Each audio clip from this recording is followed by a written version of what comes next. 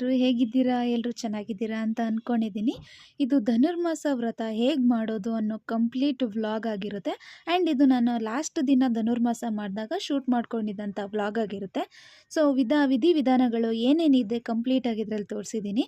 ಬೆಳಗ್ಗೆ ಬೇಗನೆ ಎದ್ದು ಧನುರ್ಮಾಸ ಪೂಜೆನ ಬ್ರಾಹ್ಮಿ ಮುಹೂರ್ತದಲ್ಲಿ ಮಾಡೋದ್ರಿಂದ ತುಂಬಾನೇ ಒಳ್ಳೆ ಫಲ ಸಿಗುತ್ತೆ ಅಂತ ಹೇಳ್ತಾರೆ. ಬ್ರಾಹ್ಮಿ ಮುಹೂರ್ತ ಅಂದರೆ ಸೂರ್ಯ ಉದಯಕ್ಕೂ 45 ನಿಮಿಷಗಳ ಮುಂಚಿನ ಒಂದು ಸಮಯ. ಬೇಕಿದ್ರೆ ಮನೇಲೇ ಪ್ರಸಾದನ ರೆಡಿ ಮಾಡಿ ದೇವಸ್ಥಾನದಲ್ಲಿ ಹಂಚ್ಬೋದು. ಹೆಂಗಿದ್ರು ದೇವಸ್ಥಾನದಲ್ಲಿ ಪ್ರಸಾದ ಮಾಡ್ತಾರಲ್ವ, ಅದಕ್ಕೆ ಯೂಸ್ ಮಾಡ್ಕೊತಾರೆ ಅಂತ ಈ ಥರ ಕೊಟ್ಟಿದ್ದೀನಿ. ಹಾಗೆ ಮೇನ್ ಪೂಜೆಗೆ ತೆಂಗಿನಕಾಯಿ, ಬಾಳೆಹಣ್ಣು, ಎಲೆ ಅಡಿಕೆ, ಹೂವು, ಕಡ್ಡಿ, ಕರ್ಪೂರ, ಅರಿಶಿನ, ಕುಂಕುಮ ತೊಗೊಂಡಿದ್ದೀನಿ. ಪೂಜೆ ಲಾಸ್ಟ್ ದಿನ ಇದನ್ನು ನಾವು ಮೇನ್ ಪೂಜೆ ಮಾಡಿಸ್ಬೇಕಾಗುತ್ತೆ. ಹಾಗೆ ಅದನ್ನು ಬಿಟ್ಟು ಅಶ್ವತ್ಥ ಕಟ್ಟೆ ಪೂಜೆ ಮಾಡೋದಕ್ಕೂ ಲಾಸ್ಟ್ನೇ ದಿನ ಅಂತ ತೆಂಗಿನಕಾಯಿ, ಬಾಳೆಹಣ್ಣು, ಕಡ್ಡಿ, ಕರ್ಪೂರ, ಊದ್ಗಡ್ಡೆ ಎಲ್ಲ ತೊಗೊಂಡು ನೈವೇದ್ಯಕ್ಕೆ ಅಂತ ಹೇಳಿ ನಾನು ಸಕ್ಕರೆ ಹಾಗೂ ಹುರ್ಗಡ್ಲೆನ ತೊಗೊಂಡಿದ್ದೀನಿ. ಬೆಳಗಿನ ಜಾವ ಆಗಿರೋದ್ರಿಂದ ಜಾಸ್ತಿ ಬೆಳಕಿರಲಿಲ್ಲ. ಒಂಚೂರು ಅಡ್ಜಸ್ಟ್ ಮಾಡ್ಕೊಳ್ಳಿ. ಎಷ್ಟಾಗುತ್ತೆ ಅಷ್ಟು ನಾನು ಕವರ್ ಮಾಡಿ ರೆಕಾರ್ಡ್ ಮಾಡ್ಕೊಂಡಿದ್ದೀನಿ.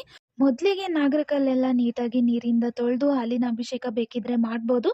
ಇಲ್ಲ ಅಂದರೂ ಸಿಂಪಲ್ ಆಗಿ ನೀರಿಂದ ತೊಳೆದು ಅರಿಶಿನ ಕುಂಕುಮ ಎಲ್ಲ ಹಚ್ಚಿ ಎಲೆ, ಅಡಿಕೆ, ಬಾಳೆಹಣ್ಣನ್ನ ಇಡಬೇಕಾಗುತ್ತೆ. ಎಲೆನ ತೊಟ್ಟು ಅಥವಾ ಮುಂದೆ ತುದಿ ಇರುತ್ತಲ್ಲ ಅವೆರಡೂ ಕಟ್ ಮಾಡಿ ಇಟ್ಟು ಎಲೆ, ಅಡಿಕೆ, ಬಾಳೆಹಣ್ಣನ್ನು ಇಟ್ಟು ಬಾಳೆಹಣ್ಣು ಮುರಿದು ನೆಕ್ಸ್ಟಿಗೆ ನಾವು ಕಾಯಿ ಹೊಡಿಬೇಕಾಗುತ್ತೆ.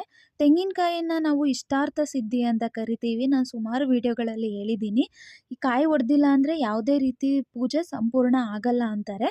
ಹಾಗೆಯೇ ನಾವು ತೊಗೊಂಡೋಗಿದ್ದಂಥ ನೈವೇದ್ಯನ ಇಟ್ಟು ಅಲ್ಲೇ ಇರೋವಂತಹ ಅಶ್ವತ್ಥ ಕಟ್ಟೆಯಲ್ಲಿರುವಂತಹ ಅರಳಿ ಮರಕ್ಕೆ, ಹಾಗೆ ಬೇವಿನ ಮರ ಎಲ್ಲ ಇರುತ್ತಲ್ಲ, ಅಲ್ಲಿ ಸ್ವಲ್ಪ ಇರುವೆಗಳು ಓಡಾಡ್ತಿರುತ್ತೆ ಅಂತೇಳಿ ಸಕ್ಕರೆನ ನಾನು ಅಲ್ಲಿಗೆಲ್ಲ ಹಾಕ್ತೀನಿ. ಅವರಿಗೂ ಒಂಚೂರು ಆಹಾರ ಆಗುತ್ತೆ ಅಂತೇಳಿ. ನೆಕ್ಸ್ಟಿಗೆ ಕಾಯಿ ಹೊಡೆದು ಕಾಯಿ ನೀರನ್ನೆಲ್ಲ ಹಾಕಿ ಕರ್ಪೂರ ಬೆಳಗಿ, ಊದ್ಗಡ್ಡಿ ಬೆಳಗಿ ಪೂಜೆನ ಮುಗಿಸಿ ಆಮೇಲೆ ಅಶ್ವತ್ಥ ಕಟ್ಟೆನ 9 ಸುತ್ತು ಸುತ್ತಿ ಅಲ್ಲೇ ಇರುವಂತಹ ಅರಳಿ ಮರನ ನಾನು ಸಪ್ರೇಟಾಗಿ 9 ಸುತ್ತು ಸುತ್ತೀನಿ. ಬೆಳಗ್ಗೆ ತುಂಬಾ ಗಾಳಿ ಬರ್ತಿತ್ತು, ಏನಂತ ಗೊತ್ತಿಲ್ಲ. ಲಾಸ್ಟ್ ದಿನ ಪೂಜೆ ದಿನ ಹಿಂಗೆ ಆಗ್ತಿತ್ತಲ್ಲ ಅಂತ ಸ್ವಲ್ಪ ಬೇಜಾರಾಗ್ತಿತ್ತು. ಆಮೇಲೆ ಅದೇನು ಕರ್ಪೂರ ಫುಲ್ ಬೆಳಗ್ತು, ಅಷ್ಟು ಗಾಳಿಲಿನ್ನೂ ಹಾರೋಗಿಲ್ಲ. ಆವಾಗ ಮನಸ್ಸಿಗೆ ಸಮಾಧಾನ ಆಯಿತು. ಈ ರೀತಿನೇ ಅಶ್ವತ್ಥ ಕಟ್ಟೆನೂ 9 ಸುತ್ತು ಸುತ್ತಿ ಹಾಗೆ ಅಲ್ಲಿರುವಂಥ ಅರಳಿ ಮರನೂ 9 ಸುತ್ತಿ ನಮಗೆ ಏನೇನು ಆಸೆಗಳಿದ್ದಾವೆ ದೇವ್ರ ಹತ್ರ ಕೇಳ್ಕೊಳ್ಳೋದು. ಆ್ಯಂಡ್ ಈ ಪೂಜೆನ ಮಾಡಬೇಕಾದ್ರೆ ನಾವು ಓಂ ನಮೋ ಭಗವತೆ ವಾಸುದೇವಾಯ ನಮಃ ಈ ಮಂತ್ರವನ್ನು ಜಪ ಮಾಡಿಕೊಂಡು ಈ ಪೂಜೆನ ಮಾಡಿದ್ರೆ ತುಂಬಾ ಒಳ್ಳೆಯದು. ಆ್ಯಂಡ್ ಇದಕ್ಕೆ ವೈಜ್ಞಾನಿಕ ಕಾರಣಗಳು ತುಂಬಾ ಇದೆ. ಅಂದರೆ ಧನುರ್ಮಾಸ ಬಂದು ಚಳಿಗಾಲದಲ್ಲಿ ಬರೋದ್ರಿಂದ ಈ ಸಮಯದಲ್ಲಿ ಸಾಮಾನ್ಯವಾಗಿ ಕಾಯಿಲೆಗಳು ಹಾಗೆ ರೋಗಗಳೆಲ್ಲ ಜಾಸ್ತಿ ಇರುತ್ತೆ. ಆ್ಯಂಡ್ ಈ ರೀತಿ ಅರಳಿಕಟ್ಟೆ ಸುತ್ತ ನಾವು ಪೂಜೆ ಮಾಡಿ ಅಲ್ಲೊಂದಷ್ಟು ಸಮಯವನ್ನು ಈ ರೀತಿ ಬ್ರಾಹ್ಮಿ ಮುಹೂರ್ತದಲ್ಲಿ ಕಳೆಯೋದ್ರಿಂದ ಅದರಲ್ಲಿಂದ ಬರುವಂಥ ಆಕ್ಸಿಜನ್ನು ನಮಗೆ ತುಂಬಾ ಒಳ್ಳೆಯದು. ಆ್ಯಂಡ್ ನಮ್ಮ ಆರೋಗ್ಯ ದೃಷ್ಟಿಯಿಂದನೂ ಇದು ತುಂಬಾ ಒಳ್ಳೆಯದು. ಈ ನಿಟ್ಟಿನಲ್ಲಿ ಹಿರಿಯರು ನಮಗೆ ಸುಮಾರು ಹಿಂದೆಯಿಂದ ಈ ವ್ರತಗಳನ್ನೆಲ್ಲ ಮಾಡ್ಕೊಂಡು ಬಂದಿದ್ದಾರೆ. ವೈಜ್ಞಾನಿಕವಾಗಿಯೋ ದೈವಿಕವಾಗಿಯೋ ಯಾವುದೋ ಒಂದು ರೀಸನ್ ಇಟ್ಕೊಂಡು ಹೋಗಿ ಪೂಜೆ ಮಾಡಿ ಅಷ್ಟು ಮುಂಜಾನೆ ಎದ್ದು ಪೂಜೆ ಮಾಡಿ ನಿಜವಾಗ್ಲೂ ದೇವರ ದರ್ಶನನ ಮಾಡಿ ಆ ಒಂದು ಗಂಟೆ ಸದ್ದು, ಆ ಮಂಗಳಾರತಿ ಎಲ್ಲದನ್ನು ಮುಗಿಸ್ಕೊಂಡು ಕೇಳಿಸ್ಕೊಂಡು ಬಂದ ಮೇಲೆ ಮನಸ್ಸಿಗೆ ಎಷ್ಟು ಸಮಾಧಾನ ಆಗ್ತಿರುತ್ತೆ ಅಂದರೆ, ನಾನು ಪ್ರತಿದಿನವೂ ಅದೇ ಟೆಂಪಲಲ್ಲಿ ಆಂಜನೇಯ ಸ್ವಾಮಿ ಇದೆ, ಪ್ರತಿದಿನವೂ ಒಂದು ಸಲ ಹನುಮಾನ್ ಚಾಲೀಸ ಓದ್ತೀನಿ. ಇದು ಬೇಕಿದ್ರೆ ಮಾಡ್ಬೋದು, ಕಂಪಲ್ಸರಿ ಅಂತ ಏನಿಲ್ಲ, ಬಟ್ ಓದಿದ್ರೆ ತುಂಬಾ ಒಳ್ಳೆಯದು. ಹನುಮಾನ್ ಚಾಲೀಸದಿಂದನೂ ತುಂಬಾ ಒಂದು ಒಳ್ಳೆಯ ವಿಷಯಗಳು ನಮಗೆ ಸಿಗುತ್ತೆ.